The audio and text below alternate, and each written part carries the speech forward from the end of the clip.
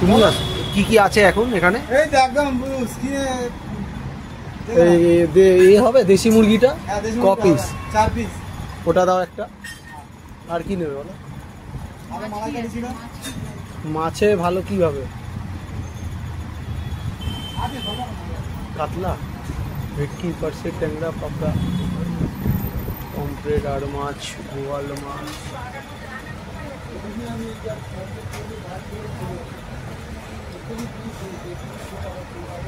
যারা আমাদের বাজি কিনতে যাওয়ার পর্বটা দেখেছেন তাদেরকে বলেইছিলাম আমরা একটা সুন্দর জায়গায় খেয়েছিলাম, সেটা হচ্ছে আদর্শ হিন্দু হোটেল, যেটা আপনার গড়িয়ার কাছে। সঞ্জিতদার বিখ্যাত আদর্শ হিন্দু হোটেল, একদম রাস্তার ধারে সুন্দর হোটেল, জাস্ট বসে খাওয়া দাওয়া, ঠিক আছে।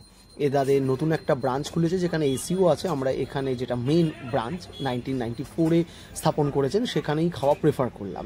একদম সুন্দর পরিষ্কার করে সব খাবার রেডি আছে, আপনি যেরকম চাইবেন সেটা দেবেন। আচ্ছা, এটা কমপ্লিমেন্টারি মিনস আপনি নিতেও পারেন আর আপনি এলাকাটাও বুক করতে পারেন। নর্মালি ভেজ থালিটা এরা দিয়ে দেয়, যেটা হচ্ছে 100 টাকা আপনার দাম। তার সঙ্গে হরেক রকমের মাছ আছে, আর সঙ্গে মুরগি, দেশি মুরগি, খাসির মাংস, ইলিশ, গলদা চিংড়ি, সব রকমের আয়োজন। এই প্লেটটা হচ্ছে আপনার 100 টাকা। এখানে দেখছেন তরে তরে সাজানো হচ্ছে আপনার বিভিন্ন খাবার, যেগুলো প্রত্যেকটা ঘরে বানানো হয়, ঘর থেকে বানিয়ে এসে দেওয়া হয়। আর গরম করার কিন্তু কোনো ব্যাপার নেই, আপনি যত আর্লি যাবেন তত ভালো হবে। এখানে একদম প্রপার সেকশন ওয়াইজ আছে, এখানে একদম ভালো রকমের জিনিসগুলো লাইক ইলিশ মাছ, গলদা চিংড়ি, যেগুলো আর কি মানে আলাকাটে আপনি আলাদা করে নিতে পারেন। দাম আপনি মেনু কার্ডটা দেখে নিতে পারেন। মোটামুটি ইলিশ মাছ 350, আমরা দেশি মুরগি খেয়েছিলাম সেটা পড়েছিল 200 টাকার মতো। বাট প্রত্যেকটা রান্নার কোয়ালিটি, টেস্ট অসাধারণ। সবচেয়ে বড় ব্যাপার যেটা আমরা খুবই প্রেফার করি বা যে কোনো বিজনেস করতে গেলে লাগে, সেটা হচ্ছে ব্যবহার। মালিক এবং কর্মচারী প্রত্যেকেরই ব্যবহার খুবই ভালো।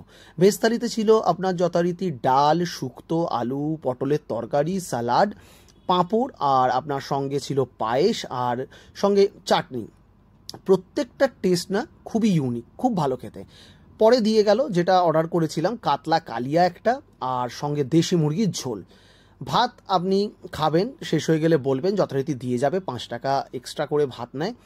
বাট দেশি মুরগিটাও যেটা খেলাম না, এত সুন্দর দেশি মুরগি যেখানে মাংস ভরা, খুব কম সময়।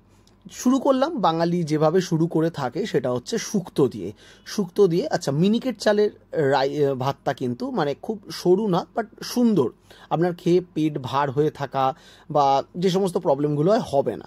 শুক্তোটা বেশ ভালো লাগলো খেয়ে। পরবর্তী পদে চলে গেলাম, সেটা হচ্ছে ডালে একটু লেবু চিপে একটু নুন দিয়ে, আলু পটলের থেকে শুধু আলুটাই নিলাম, পটল খুব একটা খাই না আমি, তাও এখানে খেয়ে নিয়েছিলাম। কারণ বাড়ি বাদে সব রান্নাই মোটামুটি আমার ভালো লাগে। বাড়িতে প্রতিদিন খেতে খেতে কী হয়, তখন মনে হয় অন্য কিছু খাই। ডালটাও বেশ সুন্দর করে খেয়ে তারপর গেলাম পরের আইটেমে।